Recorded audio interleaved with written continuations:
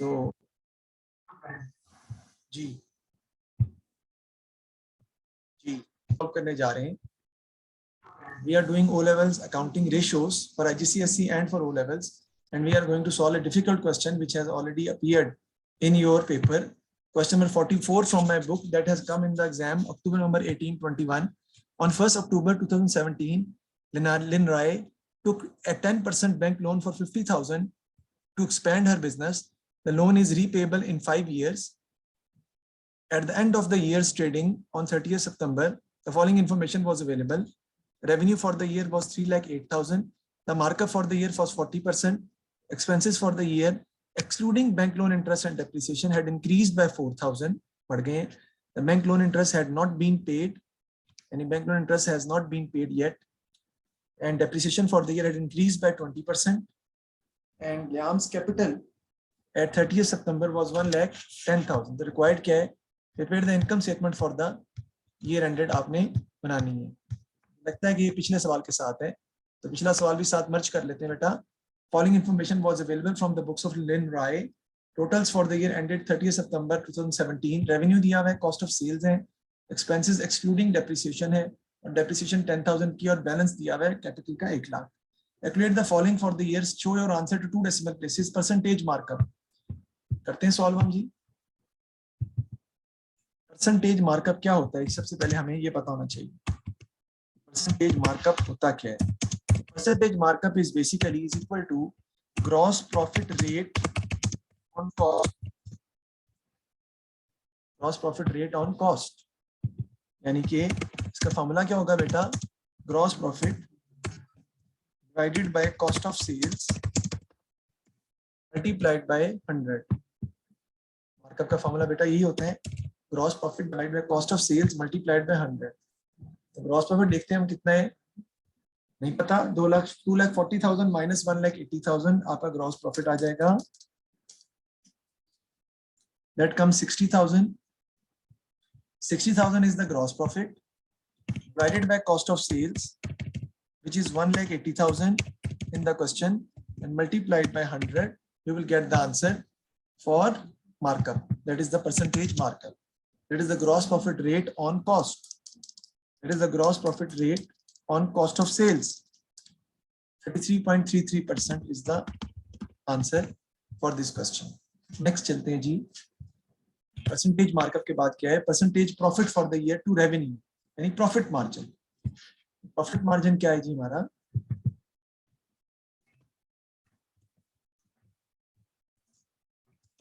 Profit margin is profit over sales multiplied by 100. Let's see how much is the profit. Profit we haven't yet calculated. Let's calculate the profit. I know how the profit is going to be calculated. Profit will be gross profit minus expenses.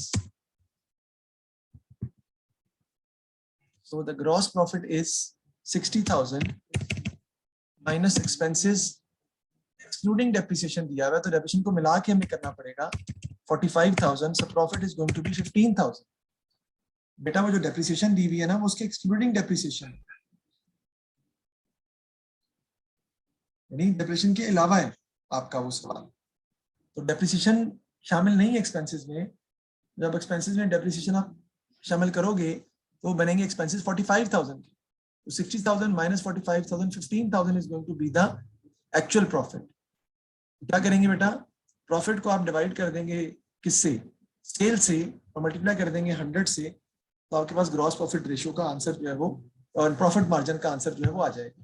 Let's calculate it. Profit margin, profit over sales into 100. What is going to be the profit? Profit is 15,000 divided by sales 2,40,000 multiplied by 100. So let's calculate it. 15,000 divided by 2,40,000 multiplied by 100. 6.25% is the answer for profit percentage. So 6.25% is going to be the answer for gross profit. 6.25% मैंने gross profit का answer जो है वो भी मैंने find out जो है वो कर लिया। आगे चलते हैं नेक्स्ट। अब क्या मांगता है वो, कहता है जी return on capital employed ratio आपने निकालनी है। बहुत ही आसान है। Return on capital employed ratio का बेटा फॉर्मूला क्या होता है, मैं सामने लिखता हूँ आपके।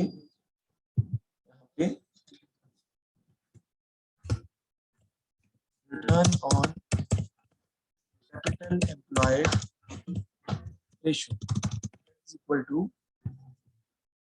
Profit over capital employed. Basically operating profit होता है ये, इंटरेस्ट से पहले का profit over capital employed multiplied by 100। Profit over capital employed multiplied by 100. Let's see how much is going to be the profit.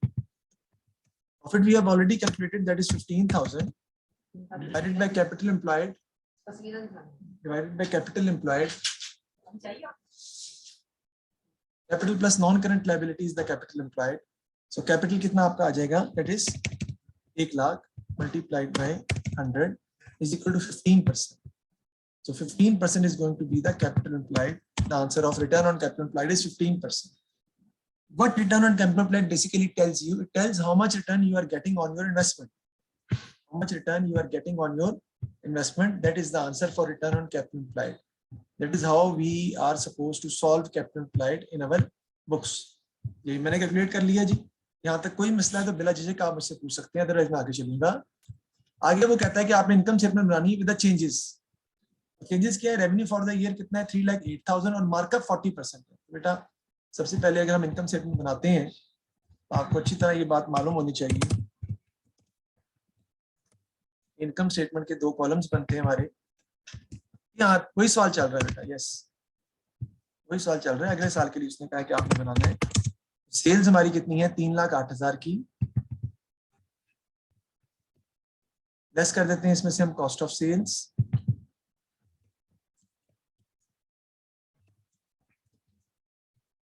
काफी आसान पेपर था आज पेपर में, जो पेपर आया एमसीक्यूज का, it was quite simple and most of the MCQs we have done during our past paper session, even in the on last days we have done that. So gross profit is basically markup कितना है 40%.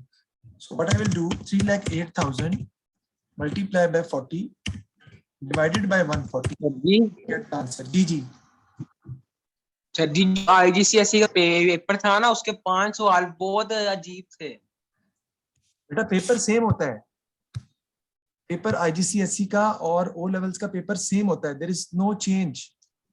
जो अजीब कह रहे हो वो सब अजीब इनके पेपर में भी थे। IGCSE का और O लेवल्स का पेपर बेटा सेम होता है। अभी तक आपको यही नहीं पता चला, इतनी मरतबा बता चुका हूँ। तो 5 सवाल अजीब थे तो वो अजीब सबके लिए हैं। सर जी मेरे साथ कोई था ही नहीं। हाँ आप सर जी मैं अकेला पेपर दे रहा था ना, हाँ ना कोई साथ था।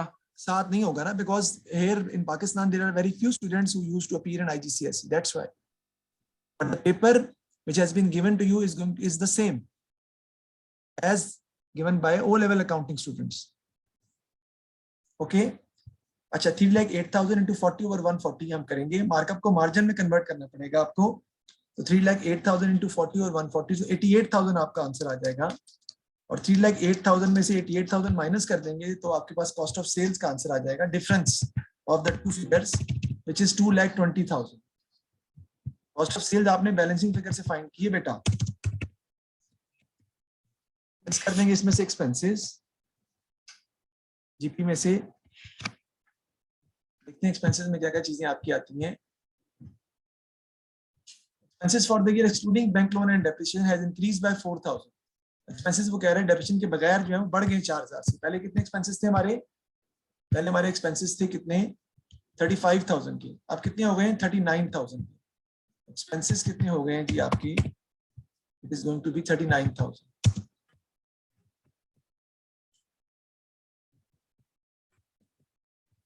Let's talk about depreciation. Depreciation क्या हो गई है जी हमारी, देखते हैं। डेप्रिसिएशन पहले 10,000 की दी हुई है। What is the effect on depreciation?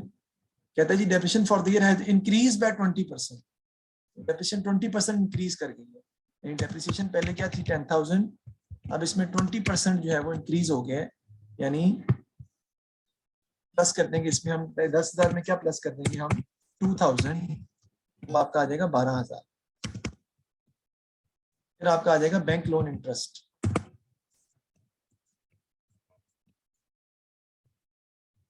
Ji bank loan interest कितना है आपका जी? बैंक लोन आपका 50,000 का है, उस पर 10% आपका इंटरेस्ट है। 50,000 का बैंक लोन दिया हुआ है, ये लिखा हुआ है, 10% इंटरेस्ट है, कितना आ जाएगा 5,000। 5,000 is going to be the bank loan interest, which is also comes under the heading of expenses, और ये भी आपके expenses में ही आएगा। बाद में भी माइनस कर सकते हैं आप, उसने मैं ये नहीं कहा कंपनी का फॉर्मेट यूज करें, इसलिए मैं यूज नहीं कर रहा, वरना मैं यूज कर सकता था। 39,000 plus 12,000 plus 5,000, the answer is 56,000. So the total expenses is going to be 56,000, which needs to be subtracted from the cost, from the gross profit, 88,000, to get the profit for the year, which will come 32,000. 2,000 is going to be the profit for the year. According to the revised data, we have prepared the income statement according to the revised data, which is 32,000. Let's move forward. I get the calculate the following for the year ended. Show your answer in 2 decimal places. Percentage profit for the year to revenue. इन दोबारा profit margin निकालना है अब आपने नए सवाल के लिए। बेटा बैंक लोन सिर्फ बैलेंस शीट में आता है, वो इनकम स्टेटमेंट में तो आता ही नहीं। हाँ, इंटरेस्ट ऑन लोन जो है वो इनकम स्टेटमेंट में आ सकता है, आता है, और अगर पे नहीं किया हुआ तो बैलेंस शीट में भी आएगा। याद रखिएगा, बैंक लोन का इंटरेस्ट के साथ ताल्लुक नहीं होता है, इंटरेस्ट टाइम पीरियड के हिसाब से होता है। जितना किसी का पैसा आप इस्तेमाल करते हैं उस पर आपको इंटरेस्ट पे करना पड़ता है, इंटरेस्ट का ताल्लुक अलग होता है। तो percentage profit for the year to revenue निकाल लेते हैं, यानी 32,000 डिवाइडेड बाय सेल्स 308,000 है ना, इनटू 100, तो आपके पास प्रॉफिट परसेंटेज जो है वो आ जाएगी, वो मैं आपको निकाल के दिखा रहा हूँ। 32,000 divided by 308,000 multiply by 100, that is equal to 10.39%। ये आ जाएगी 10.39%, that is the profit ratio. फिर return on capital employed ratio पूछ रहा है वो दोबारा, उसका क्या होगा? प्रॉफिट ओवर कैपिटल एम्प्लॉयड, लेकिन प्रॉफिट इंटरेस्ट एंड टैक्स आता है, तो 5,000 इसमें आप ऐड करेंगे, 37,000 आएगा operating profit over capital employed. और कैपिटल एम्प्लॉयड कितना है? कैपिटल ही सिर्फ है हमारा, और कैपिटल हमारा कितना दिया हुआ है? नया कैपिटल जो है अगर दिया हुआ है तो Yam's capital 30th September 2018 was 1,10,000। तब कैपिटल कितना हो गया? 1,10,000 मल्टीप्लाइड बाय 100, क्योंकि नॉन करंट लायबिलिटी मौजूद नहीं है, वरना मैं उसको भी लिखता। सर 37,000 आपने कैसे लिए, ये मैं आपको बताता हूँ। मुझे यहाँ पे चाहिए ऑपरेटिंग प्रॉफिट। हमारा फॉर्मूला होता है रिटर्न ऑन कैपिटल एम्प्लॉयड का ऑपरेटिंग प्रॉफिट। ऑपरेटिंग प्रॉफिट क्या होता है? Profit before interest and tax. तो वो कितना आएगा? 32,000। इंटरेस्ट माइनस नहीं करना आपने उसमें से, इंटरेस्ट से पहले का प्रॉफिट, तो वो कितना है? 7,000। 37,000 divided by 1,10,000 into 100, the answer is 33.64%. So return on capital employed is 33.64%. ये प्रॉफिट मार्जिन निकाला है मैंने यहाँ पे, नया प्रॉफिट मार्जिन। दूसरे में मैंने कैपिटल एम्प्लॉयड रेशियो जो है वो फाइंड की।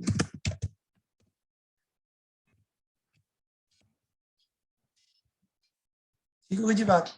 आगे चलते हैं जी, नेक्स्ट क्वेश्चन। हमारा क्वेश्चन अभी चल रहा है। Explain why Liana's capital has increased over the year even though she had not introduced any additional capital. आसानी से बता सकते हैं आप किस वजह से एडिशनल हुआ है? प्रॉफिट की वजह से। Business has earned a profit, because of that his capital has increased. चाहे उसने नया कैपिटल नहीं लगाया, प्रॉफिट से इंक्रीज हुआ। ये दोनों चीजें थी हमने निकालनी है। एनालाइज द प्रॉफिटेबिलिटी ऑफ लियान्स business for the 2 years 30 September 2018 and 30 September 2017 और 18 का उसने पूछा था। दो ही, पहले हमारा जीपी मार्जिन कितना था और प्रॉफिट मार्जिन कितना था? 6.25%, अब हो गया 10.39%। The company is able to control its expenses in a better way. The company is using its resources efficiently. Company has become more efficient because it has a better control over the expenses. Profit ratio has increased. Capital employed ratio means that the company is getting return on its investment 15%, but now it has increased to 33.64%. So the return has also increased by a tremendous percentage, by a certain percentage. The return on investment has also increased with a certain amount. आगे question number 45 में देखते हैं, inventory दी हुई है, trade receivable है, trade payable है, bank overdraft है, working capital ratio है, क्विक रेशियो निकालनी है आपने, आप निकाल सकते हैं, कमेंट ऑन द लिक्विडिटी आप कर सकते हैं। During the month of September the summarised transaction were as follows. इसके लिए मैं आपको सवाल करवा रहा हूँ, क्रेडिट परचेजेस दी हुई है, क्रेडिट सेल्स है, received from trade receivable by check, paid to trade payable by check, paid for expenses by check. Hema marks up all goods by 50% for resale. Marks up करते हैं हम for all goods 50% for resale हम markup करते हैं।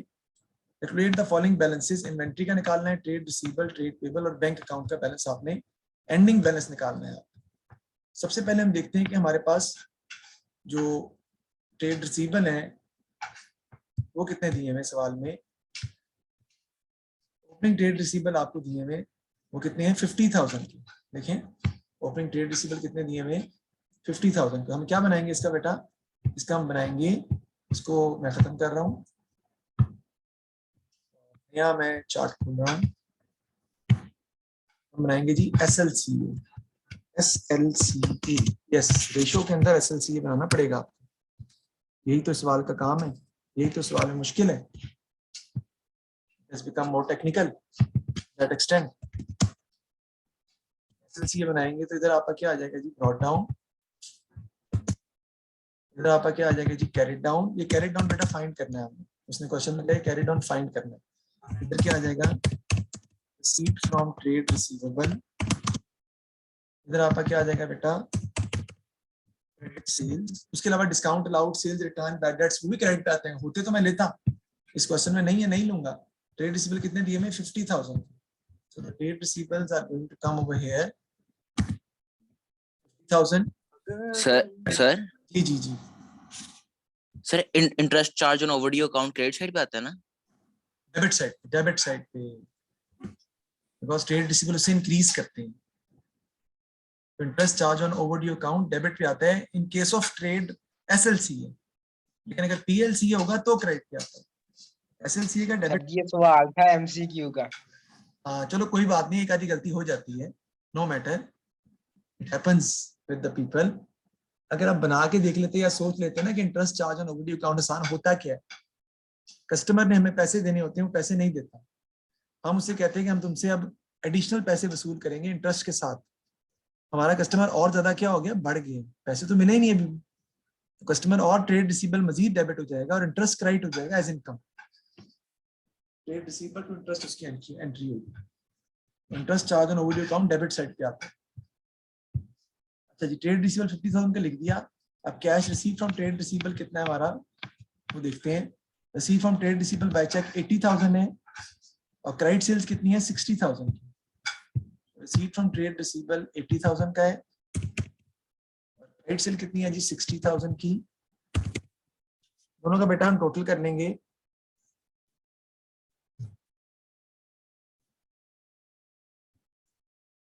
Minus कर देंगे तो आपका क्या आ जाएगा, कैरी डाउन आ जाएगा। तो 60,000 प्लस 50,000 1,10,000 माइनस 80,000 30,000 हमारा ट्रेड रिसीवेबल का एंडिंग बैलेंस जो है वो निकल आएगा, 1,10,000।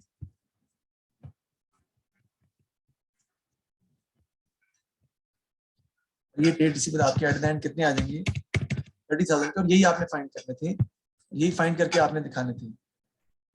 जी बिल्कुल, आगे चलते हैं। नेक्स्ट हम क्या पूछते हैं हमसे आगे, वो सवाल में ट्रेड रिसीवेबल निकाल ली ना, आपने कहा था निकालने को, अब हमने निकालनी है inventory, closing inventory. Closing inventory निकालने से पहले हम PLCA भी बना लेते हैं ताकि trade payables at the end भी फाइंड कर लें, वो भी इसमें मांगेंगे। उसके है रेशो का सवाल बन रहे हैं इसमें, PLCA और SLCA बन रहे हैं, उसने क्लोजिंग ट्रेड रिसीवेबल और क्लोजिंग ट्रेड पेबल्स मांगेंगे, क्रेडिट सेल क्रेडिट परचेजेस नहीं मांगेंगे। अब आमना कहती है कि सर SLCA से ना क्या पता चलता है, SLCA is prepared to find credit sales, SLCA can be prepared to find credit sales, SLCA can be prepared to find receipt from trade receivables, SLCA can be prepared to find closing balance of trade receivables. That is not the objective of SLCA. They are required to prepare They are prepared to check the arithmetic accuracy of ledger balances. They are prepared to find errors and locate errors and frauds in sales ledger. They are prepared to find trade receivable and trade payable to be written in the balance sheet. Trade payable आ जाएगा, इधर आपकी आ जाएंगी जी credit purchases. देखते हैं हम trade payable opening कितने दिए हैं? 12,000 के, और मैं लिख लूंगा 12,000 ओपनिंग ट्रेड पेबल्स.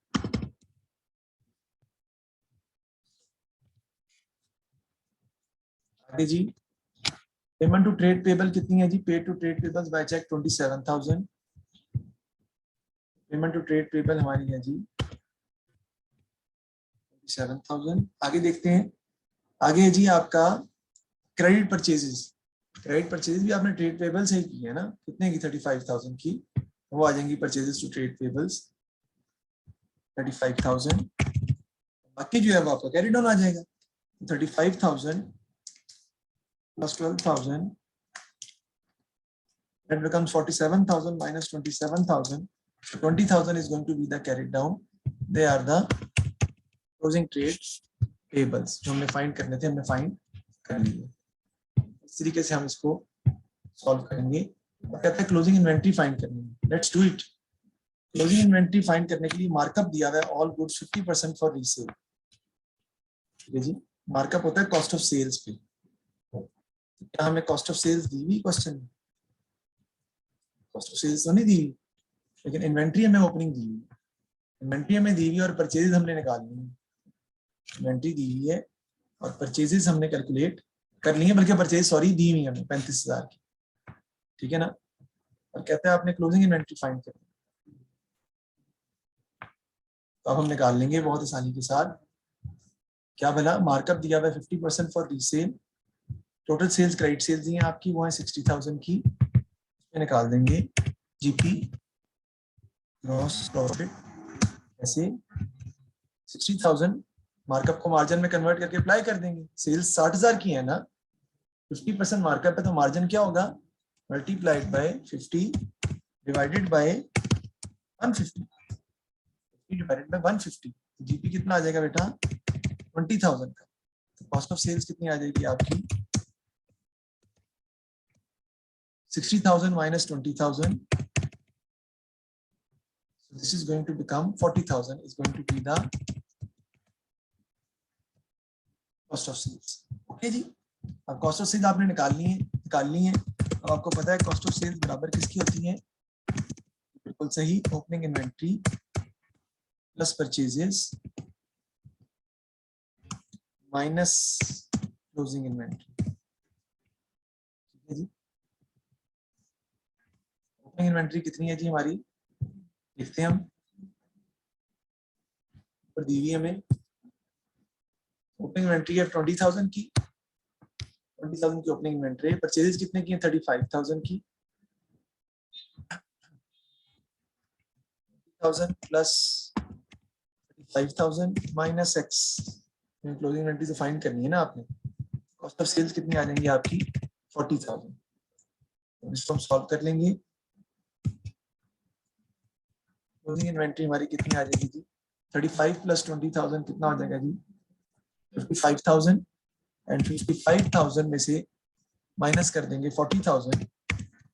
40,000 वहां चले जाएगा ना, और एक्स उधर चले जाएगा, यानी क्लोजिंग इन्वेंट्री आपकी आ जाएगी कितनी? 15,000. 15,000.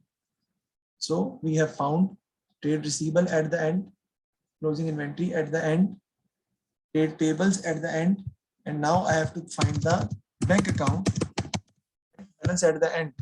And in order to find the bank balance at the end, I have to prepare the bank account. I will prepare the bank account and I will take the difference of the bank account, and I can find the balance easily by the preparation of bank account. Let's see what items have been given regarding the bank account. सबसे पहले bank का opening balance दिया हुआ है. कितना है? Bank overdraft दिया हुआ है. कितना है? 25,000. बैंक ओवरड्राफ्ट दिया हुआ है आपको, इधर आ जाएगा के नाम से 25,000. फिर देखते हैं और कहाँ बैंक इफेक्ट हो रहा है. अगर आप एंट्रीज में देखें आपने रिसीव्ड किए पैसे ट्रेड रिसीवेबल से बाय चेक 80,000, तो बैंक डेबिट हो रहा है ट्रेड रिसीवेबल्स की वजह से कितने से 80,000 से, ट्रेड रिसीवेबल्स की वजह से 80,000 से डेबिट हो रहा है बैंक, ट्रेड रिसीवेबल क्रेडिट हो रहे हैं, बैंक डेबिट हो रहा है। फिर paid to trade payable by cheque, trade payables को पेमेंट कर रहे हैं बाय चेक 27,000, तो बैंक क्रेडिट हो जाएगा आपका किसकी वजह से, ट्रेड पेबल्स की वजह से 27,000। फिर बैंक क्रेडिट हो रहा है कितने से, paid for expenses by cheque, bank credit हो रहा है 15,000 से, जो आपने एक्सपेंसेस जो है वो पे किए।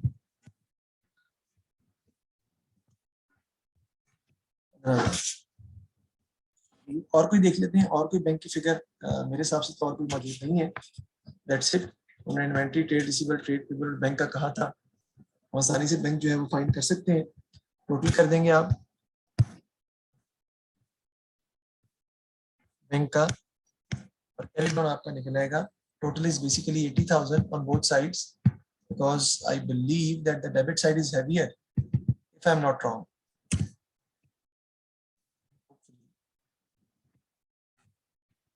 $80,000 minus 25,000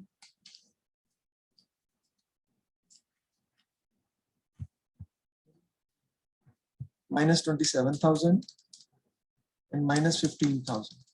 So the answer is 13,000. So the balance carried down or the closing bank balance is going to be 13,000. ये आपका निकल आया, जो कि आप ब्रॉड डाउन भी लिख सकते हैं या आंसर में लिख सकते हैं, जहां भी आप वर्किंग सब आपको करनी पड़ेगी। वर्किंग के लिए आपको जगह खुद ढूंढनी पड़ेगी, जगह निकाल के ही आप इसको जो है वो सॉल्व कर सकते हैं, तभी ये आपके लिए आसानी होगी आपके लिए। ये मैंने क्वेश्चन आपको सॉल्व करवाया है। आगे चलते हैं हम। देखें, state the fact of each of the following on the working capital, the first item had been completed as an example. जो दिए में आपने वर्किंग कैपिटल पर इसका इफेक्ट जो है वो दिखाना है, और पहला आइटम जो एग्जांपल के तौर पर इसने सॉल्व करके हमें दिखा दीजिए। सोल्ड नॉन करंट एसेट्स और कैश, कैश डेबिट हो जाएगा आपका और नॉन करंट एसेट क्रेडिट हो जाएंगे, तो वर्किंग कैपिटल बढ़ जाएगा आपका कितने से, वर्किंग कैपिटल 12,000 से 1200 से सॉरी 1200 से बढ़ जाएगा ना, कैश जो बढ़ रहा है आपका।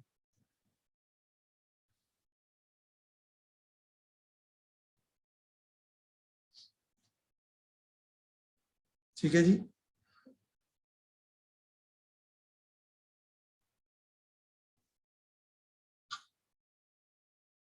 आगे चलते हैं हम। Trade receivable paid 485 in full settlement of debt of 500। अक्सर बच्चों को ये प्रॉब्लम आती है, तो उसके लिए मैं बच्चों को समझा रहा हूँ ताकि आप लोगों को ऑलरेडी पता चल जाए। इसकी एंट्री पास करूंगा ना मैं, बड़े ही आसान से समझ आ जाएगा। ट्रेड रिसीवेबल डेबिट कितने से हो रहे हैं बेटा, 500 से। और ट्रेड रिसीवेबल कह रहा हूँ, ट्रेड रिसीवेबल ने हमें पेमेंट की है, तो डेबिट क्यों हो रहा है, बैंक डेबिट कितने से हो रहा है 485, डिस्काउंट डेबिट कितने से हो रहा है 15 से, और ट्रेड रिसीवेबल क्रेडिट हो रहे हैं आपके से 500। समझ आई बात? इसका मतलब क्या हुआ कि आपके करंट एसेट 485 से इंक्रीज कर रहे हैं, 500 से डिक्रीज कर रहे हैं। वर्किंग कैपिटल क्या करेगा बेटा, डिक्रीज करेगा कितने से, 15 से। ज्यादा डिक्रीज कर देगा ना 15 से, क्योंकि 485 से बढ़ है, लेकिन 15 से 500 से डिक्रीज कर रहा है, तो 15 से डिक्रीज कर देगा। Converted 2500 of the bank overdraft to a 5-year bank loan. Bank overdraft को आपने करंट लायबिलिटी को खत्म करके bank non current liability treat कर दी। वर्किंग कैपिटल क्या हो जाएगा बेटा, इंक्रीज हो जाएगा कितने से, 2500 से। तो करंट लायबिलिटी कम हो गई है ना आपकी, आपका इंक्रीज हो जाएगा वर्किंग कैपिटल करंट लायबिलिटी कम होने की वजह से 2500 से। Emma brought additional capital to the business, motorman 900, inventory 500। Capital आपका इंक्रीज हो जाएगा इन्वेंट्री की वजह से, इंक्रीज हो जाएगा इन्वेंट्री की वजह से कितने से, 600 से। That is going to be the answer. इसको लिख लें, मैं समझा दी। किसी को मसला तो पूछ लें मुझसे, दोबारा रिपीट कर देता हूँ ताकि हम अगले सवाल पे चले।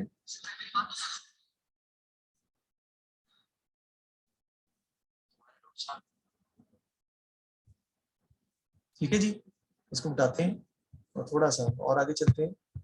ऑलमोस्ट क्लास तकरीबन ओवर होने वाली है। अगले सवाल का थोड़ा सा आइडिया देके मैं आगे चलूंगा। नॉन करंट एसेट दिए हुए, डमर्स कैपिटल दिया हुआ है, बैंक लोन नहीं दिया हुआ, इन्वेंट्री नहीं दी हुई, एडिशन इन्फॉर्मेशन में प्रॉफिट फॉर द ईयर दिया हुआ, वर्किंग कैपिटल रेशियो भी दी हुई है 2.5:1। अब इन्वेंट्री आप फाइंड कर सकते हैं कैसे, आपको पता है कि current assets divide by current liabilities is equal to 2.5/1। वहां से करंट एसेट्स निकल आएंगे, करंट एसेट्स में से आप ट्रेड रिसीवेबल माइनस कर देंगे तो ऑटोमेटिकली आपके पास इन्वेंट्री की वैल्यू आ जाएगी। इन्वेंट्री आप आसानी से फाइंड कर सकते हैं। बैंक लोन फाइंड करना है वो भी आप फाइंड कर लेंगे। क्विक रेशो और ये कैपिटल की अमाउंट निकाल ली है आपने, और फिर वो कहता है कि क्विक रेशो पर आपने कैपिटल एम्प्लॉयड पे आपने अपना वो भी देना है, अपना राय भी आपने जो है वो देनी है। ये 19 क्वेश्चन आपका है, ये घर में लाजमी कर लीजिएगा। 19 क्वेश्चन भी बड़ा इंपॉर्टेंट है और इसको समझना बहुत जरूरी है, क्योंकि यहाँ पर भी आपने एसएलसी और पीएलसी बनाना है, लेकिन उसमें से निकलेगी क्या? रिसीव फ्रॉम ट्रेड रिसीवेबल निकलेगी। Revenue, purchases, trade payables, opening closing सब दिए हैं। दिया क्या नहीं हुआ? Cash receive from trade receivable और पेमेंट टू ट्रेड पेबल, वो आपकी निकलेगी इस सवाल में। क्वेश्चन में आपने उसको फाइंड करना है। ये क्वेश्चन लाजमी घर में आज ही कर लीजिएगा ताकि ये क्वेश्चन आपका हो जाए। 47 है मई जून 19-21 का क्वेश्चन, ये लाजमी आपने करना है। इसको लिख लें क्योंकि इंपॉर्टेंट क्वेश्चन है, इस तरह क्वेश्चन पेपर में आने के चांसेस हैं, इसलिए जरूरी है कि आपको आता हो। क्वेश्चन नंबर 47 है, मई जून 19-21 का सवाल है। ये लाजमी आपने घर में कर लेना है without giving any intimation to me, तो आपने ये सॉल्व कर लेना। इसी तरह और क्वेश्चन ये मई जून 19-22 का सवाल है, ये भी आपने सॉल्व करना है, ये भी इंपॉर्टेंट है। 19-22 का सवाल ये भी उसी टाइप का है, लेकिन ये आप पहले डिस्कस हम कर चुके हैं। ये सेम उसी टाइप का जो हमने किया है। 19-21, 19-22, फिर 19-21 दोबारा आ गया अक्टूबर नवंबर का, ये भी आपने सॉल्व करना है। मतलब ऐसे कह लो कि मई जून 19 के सवाल 19-22 का ये भी आपने सॉल्व करना है। 19 का क्वेश्चन अगर आप सॉल्व कर लेते हैं तो काफी हद तक आपका जो है वो रेशियोज का जो पार्ट है वो कवर हो जाता है अच्छे तरीके से। बाकी इसमें इतना मुश्किल क्वेश्चन जो है वो नहीं है। यानी 19 के क्वेश्चन अगर आप सॉल्व कर लेते हैं तो it will give you an edge to solve these questions because they are quite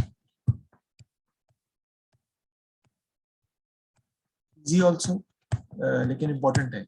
19 से क्वेश्चन आपने लाजमी जो है वो सॉल्व करने हैं। 19 के सारे ही सॉल्व कर सकते हैं आप।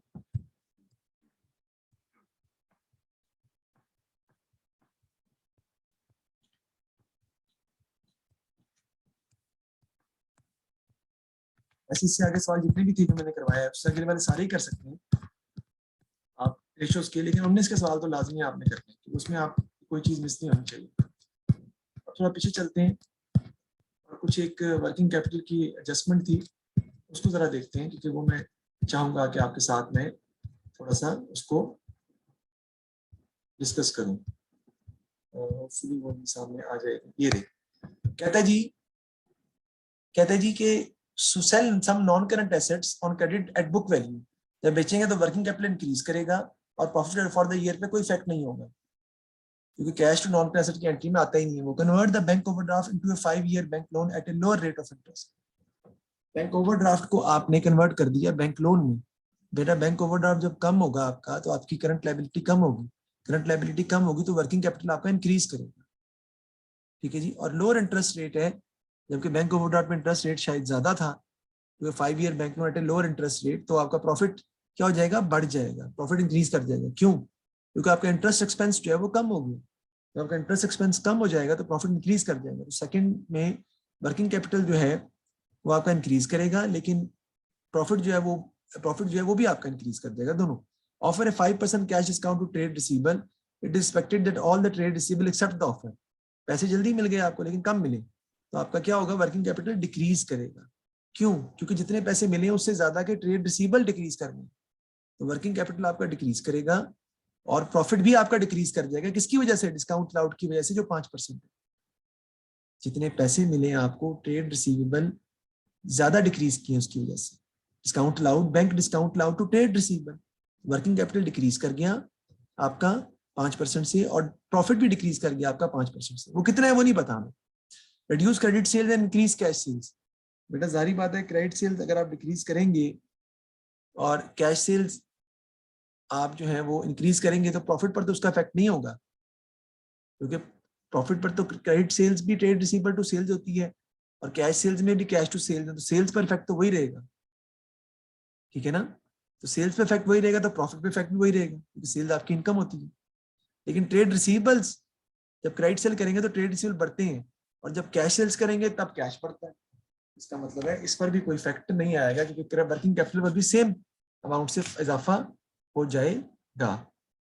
तो नंबर 4 के अंदर भी क्या होगा, no effect and no effect. जितने से आपने सेल्स क्रेडिट कम की है, क्रेडिट सेल्स जितने कम की उतनी कैश सेल्स बढ़ा दी है, तो सेल्स तो बढ़ गई, प्रॉफिट बढ़ गया उतने से, प्रॉफिट पर नो इफेक्ट। इसी तरह ट्रेड रिसीवेबल जितने से इंक्रीज करने थे आपने उतने से कैश इंक्रीज कर दिए, तो वर्किंग कैपिटल पर इफेक्ट नहीं पड़ेगा, क्योंकि कैश भी वर्किंग कैपिटल का हिस्सा है और ट्रेड रिसीवेबल वर्किंग कैपिटल का हिस्सा है। State 2 advantage of them of using international accounting standard when preparing its financial statements। ठीक है जी, एक तो कंपेरेबिलिटी है, अंडरस्टैंडेबिलिटी है, रिलायबिलिटी है, रेलेवेंस है, डिसीजन मेकिंग आप कर सकते हैं आसानी के साथ।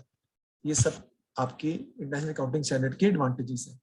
We are able to compare the businesses, the financial statements becomes more reliable, more understandable and more relevant, and more relevant decisions can be made from the financial information if they are prepared according to national accounting standards. Any question? Time is over. So if there is any question, you can ask. Otherwise, do some papers at home, full papers with timeline, so that you may be able to know